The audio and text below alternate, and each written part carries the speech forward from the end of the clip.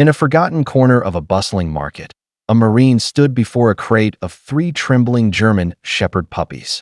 Their eyes were filled with a raw, innocent fear, their heads covered with burlap sacks. No one wanted them, not even for a dime. But when the smallest pup reached out with a shaky paw and touched his hand, something deep inside David stirred. In that moment, he knew he couldn't walk away. What started as a simple act of compassion would soon become a bond that would heal the wounds of a battle-hardened soldier and show him the true meaning of innocence and loyalty. The sun hung low over the small coastal town as Sergeant David Miller walked aimlessly through its dusty streets. His uniform was gone, but the posture remained. The rigid shoulders, the cautious eyes, the silent readiness. He had been home for 6 months, yet the war still echoed inside him. Every loud noise made him flinch. Every quiet moment felt heavier than the battlefield. He'd lost brothers out there, some in body, others in spirit. Nights were the hardest. Sleep never came without dreams that pulled him back to the desert, to the sand, to the faces he couldn't save. His family tried to help, but how could they understand the weight of survival? That morning, he woke before dawn, driven by something he couldn't name. The world outside felt too still, too hollow. So, he started walking, past the harbor, past the silent shops, until he reached the edge of the open-air market. The chatter of vendors and clatter of carts filled the air. For the first time in months, it felt alive. He didn't know what he was looking for that day. Maybe peace. Maybe a reason to feel again. But fate had something else waiting for him. Something that would change everything. David moved slowly through the crowded market, his senses sharp, but his mind distant.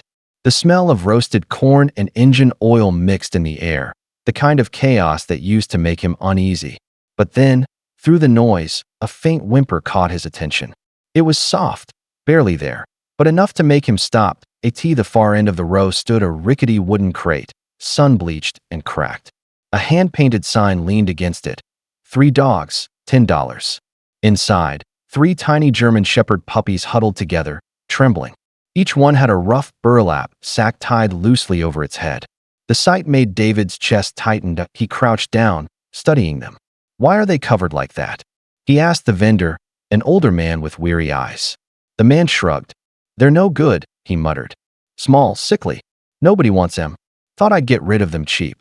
David's jaw clenched. He reached forward and gently lifted one sack. Beneath it, a pair of frightened brown eyes blinked up at him. Then, as if guided by instinct, the smallest pup stretched out a paw, shaking, hesitant, and touched his hand. In that instant, something inside him cracked open. The noise of the market faded. For the first time in months, he felt alive. David didn't hesitate. He reached into his pocket, pulled out a crumpled $10 bill, and handed it to the vendor. I'll take them, he said firmly. The man blinked in surprise. All 3. David nodded. All 3.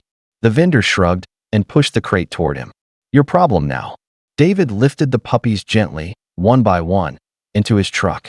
They were frail, their ribs faintly visible beneath thin fur.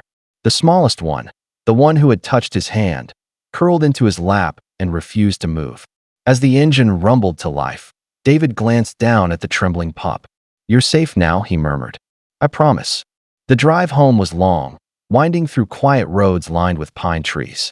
With each mile, memories surfaced, his fallen canine partner, Shadow, who had died saving his unit. He remembered Shadow's loyalty, his courage, and the silence that followed his loss. These 3 pups weren't replacements, but something about them, especially the smallest one, felt like fate giving him another chance. When he reached home, he set the crate down in the backyard and watched them explore timidly. For the first time in a long while, he smiled. In that moment, beneath the fading sun, he didn't feel like a broken soldier anymore. He felt like a protector again. The first few weeks were harder than any battlefield David had known. The pups were terrified of everything.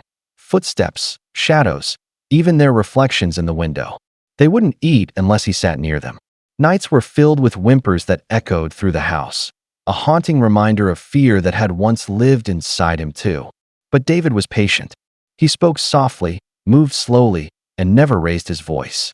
Trust, he knew, had to be earned. Each day became a new mission. At dawn, he took them outside, teaching them commands in short, gentle tones. The biggest one learned first, strong, eager, protective. The second was cautious, preferring to observe before acting. But the smallest one, the little paw-touch pup, was different. She never left his side. Wherever David went, she followed, tiny steps padding right behind his boots. As weeks turned into months, the transformation was remarkable. The once fearful pups grew confident. They learned to fetch, to guard, and even to sense when David's nightmares came. On restless nights, the little one would climb onto his chest, resting her head near his heart until he calmed. Neighbors began to notice the change, not in the dogs, but in David. The shadows under his eyes faded, replaced by a quiet peace. The war inside him was finally losing ground. And as he stood in the yard one morning, watching the three dogs race joyfully across the grass, he realized something profound. He wasn't rescuing them anymore. They were rescuing him. It was a cold autumn night when everything changed. The wind howled through the trees, rattling the windows as David drifted off to sleep on the couch. The fire had burned low, painting the room in a faint orange glow. The dogs slept nearby, one by the door, one under the table, and the little one curled against his leg. Then, suddenly, a sharp bark broke the silence. David jolted awake. The biggest dog stood rigid, ears perked, staring toward the back door. A faint scratching sound echoed from outside, followed by the creak of hinges. Someone was there. Before David could move, the door burst open, and a masked figure stumbled in. The room erupted in chaos.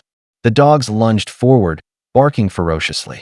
The intruder swung wildly, trying to push them back, but they didn't retreat. The smallest pup darted toward him, teeth flashing, nipping his arm just as he raised a crowbar.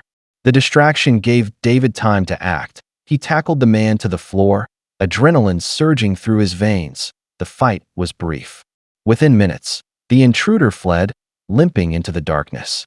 David turned and froze. The little pup was lying on her side, whimpering softly, a small cut on her paw.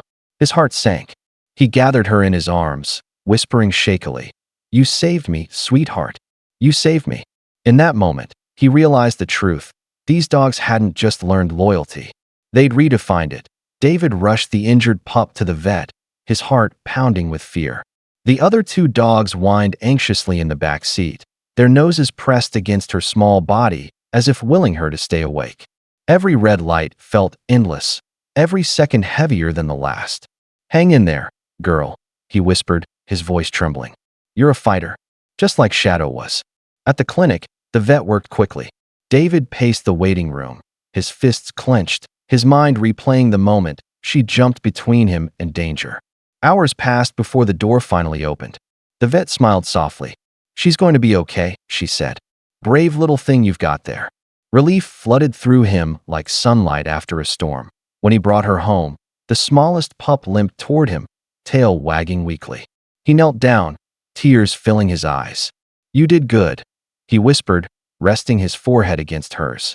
The other two crowded around, nuzzling her gently. For the first time in years, David felt whole. A week later, he returned to the market. The same man sat behind the same table. But this time, David wasn't lost. He was grateful. He donated money to help rescue more animals and simply said, "They saved me first." As he walked away, the little pup trotted beside him, her head held high. The wind brushed through the trees, and David smiled. Sometimes, he thought, you don't choose who heals you. Sometimes, the ones wearing sacks over their heads are angels in disguise.